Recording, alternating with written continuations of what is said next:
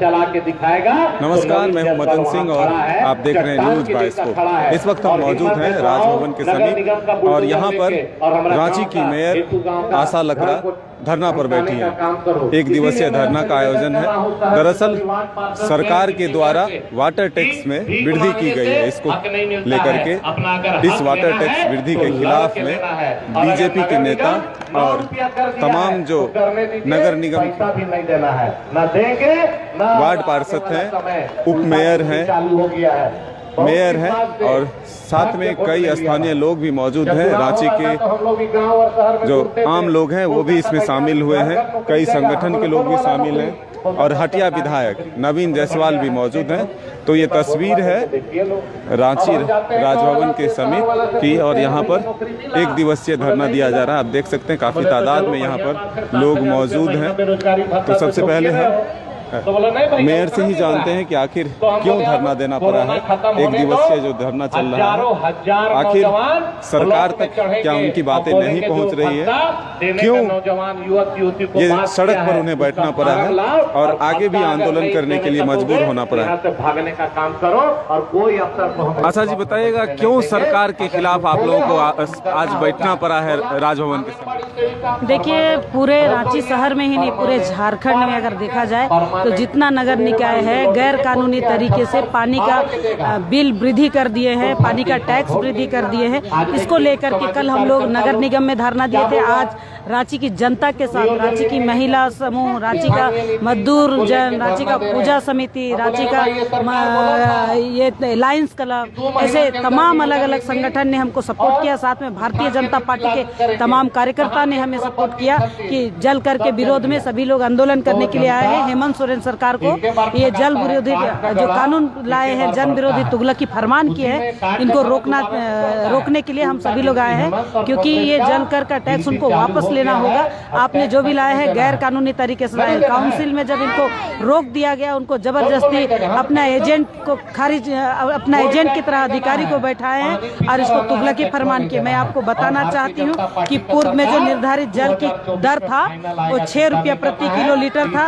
अब 5000 से अधिक जल का उपयोग किए जाने पर 1.5 गुना अर्थात 9 रुपया प्रति किलोमीटर की दर से भुगतान करना होगा और 50,000 लीटर से अधिक जल का उपयोग करने पर लगभग 2 गुना अर्थात लगभग 11 रुपया प्रति किलो लीटर दर से भुगतान करना होगा। पूर्व में वाटर कनेक्शन चार्ज 500 रुपया था।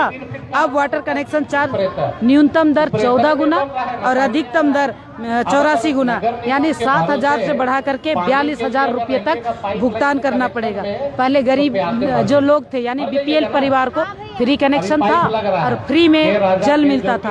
अब सिर्फ कनेक्शन फ्री होगा और 5,000 लीटर पानी ही उसको उपयोग में फ्री होगा। और 5,000 लीटर से अगर अधिक खर्च करते हैं तो फिर उनको 9 रुपये के हिसाब से पानी का बिल भुगतान करना पड़ेगा, यानी 1.5 गुना। तो रांची की जनता को कमर तोड़ने के लिए सरकार लगी है। इसलिए आज रांची की जनता के माध्यम से आज हम सब यहाँ आवाज उठा रहे हैं कि ये पानी वापस होगा।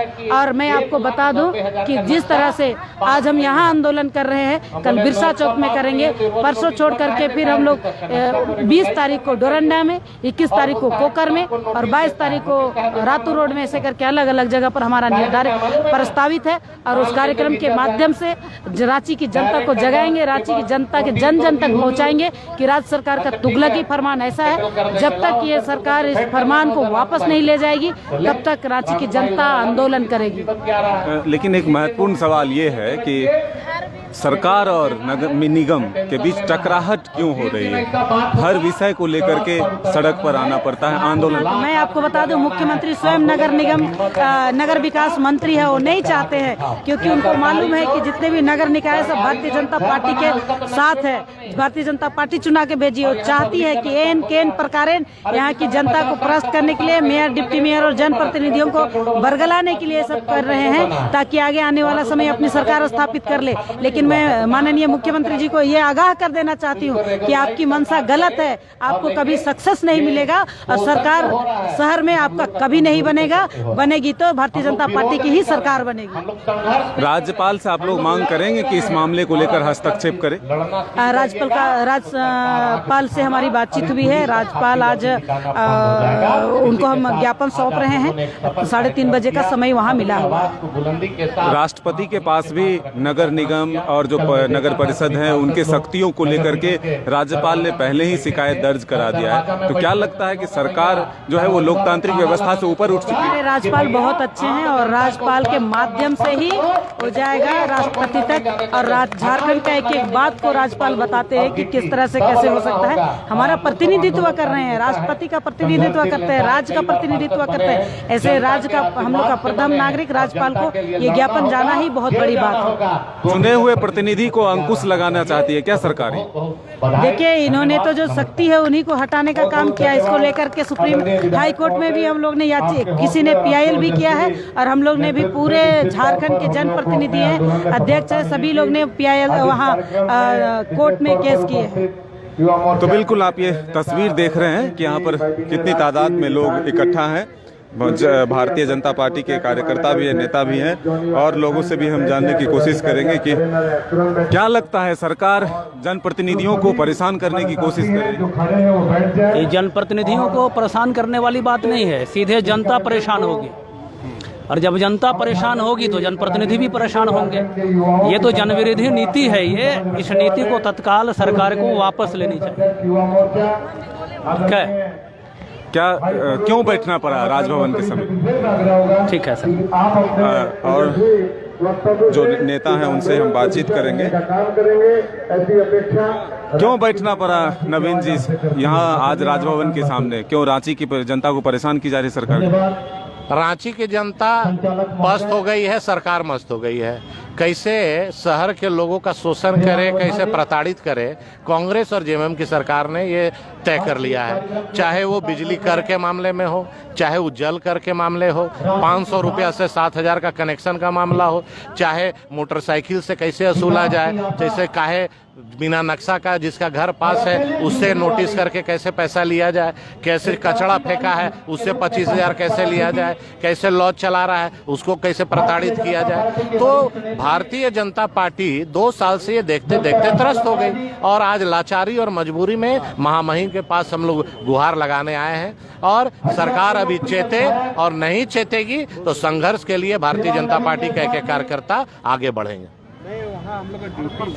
किस तरह से आप लोग आंदोलन को आगे बढ़ाएंगे? किस तरह से इस जल वाटर टैक्स के वृद्धि जो हुई है उसके खिलाफ किस तरह से आंदोलन का आगे बढ़ाएंगे? देखिए, आज रांची नगर निगम की मेयर एक जन मुद्दा को लेकर के यहाँ पर आंदोलन किया है और संगठन के दृष्टिकोण से हम लोग हर वह जन मुद्दा को आंदोलन का रूप देंगे जिसमें कि जन विरोधी निर्णय जो सरकार के द्वारा लिया जा रहा है इसकी बू आती हो। आज जिस प्रकार जल कर के बारे में यहाँ पर धरना पर हम लोग बैठे हैं, कुछ दिन पहले इसी सरकार के द्वारा जो केंद्र सरकार ने पेट्रोलियम पदार्थों में कमी किया था, डीजल और पेट्रोल के दाम में कम किया था, लेकिन अभी तक राज्य सरकार ने डीजल और पेट्रोल में अपना जो टैक्स उसमें कर वृद्धि नियम कम नहीं किए।